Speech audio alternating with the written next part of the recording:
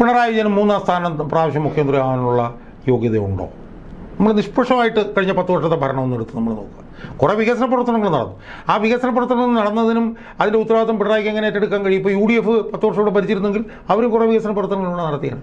ഇനി വികസന പ്രവർത്തനങ്ങളുടെ കാര്യം ആണ് നമ്മൾ പറയുന്നതെങ്കിൽ ഇവർക്ക് പറയാനുള്ള വികസന പ്രവർത്തനം എന്താ? റോഡ്, അതിൻ്റെ പകുതി കേന്ദ്രത്തിലാണ്, പിന്നെ കുറച്ച് പാലങ്ങൾ.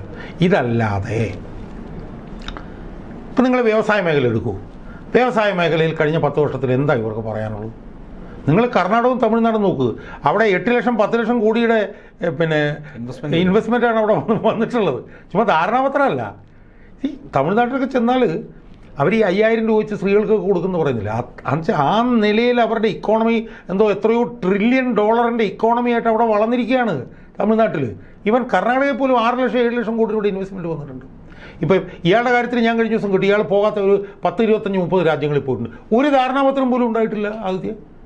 പിന്നെ എന്താണ് ഇയാൾ ഇവിടെ കൊണ്ടുവന്ന വികസനം? കുറച്ച് പാലവും കുറച്ച് റോഡും വേണോ?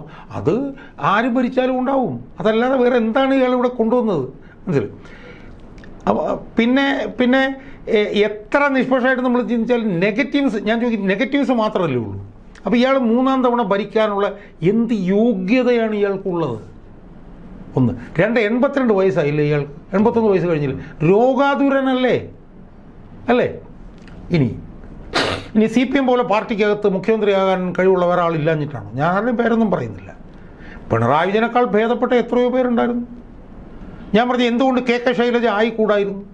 ഇപ്പോൾ ഉള്ള വനിതാ നേതാക്കന്മാരിൽ വെച്ച് CPMൻ്റെ അണികളുടെ ഏറ്റവും കൂടുതൽ പിന്തുണയുള്ളത് അവരല്ലേ? 50% സ്ത്രീകളല്ലേ കേരളത്തിലുള്ളത്? അല്ലേ? തീർച്ചയായും 50% സ്ത്രീകൾക്ക് റിസർവേഷൻ പഞ്ചായത്ത് തെരഞ്ഞെടുപ്പിൽ കൊണ്ടുവന്ന് ഇവരല്ലേ?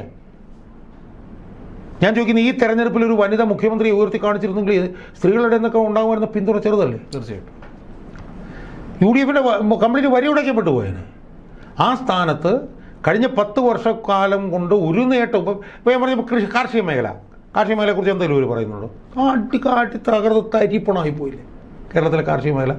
എല്ലാ കാർഷിക ഉൽപ്പന്നങ്ങളും മറ്റ് സംസ്ഥാനങ്ങളിൽ നിന്നല്ലേ. അപ്പോൾ എന്താണ് ഇയാൾ ഇവിടെ ചെയ്തത്? ഇപ്പോൾ മെഡിക്കൽ കോളേജ് എല്ലാ ജില്ലയിലും ഉമ്മൻചാണ്ടി ഉണ്ടാക്കിയിരുന്നില്ലേ?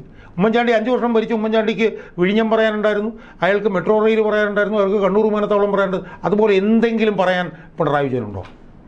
ഞാൻ CPMൻ്റെ അണികളോട് ചോദിക്കട്ടെ, എന്തെങ്കിലും പറയാൻ. അപ്പോൾ ഒന്നും പറയാനില്ലാത്ത നെഗറ്റീവ്സ് മാത്രമുള്ള ഇയാളെ തന്നെ മുഖ്യമന്ത്രിയാക്കുന്നു.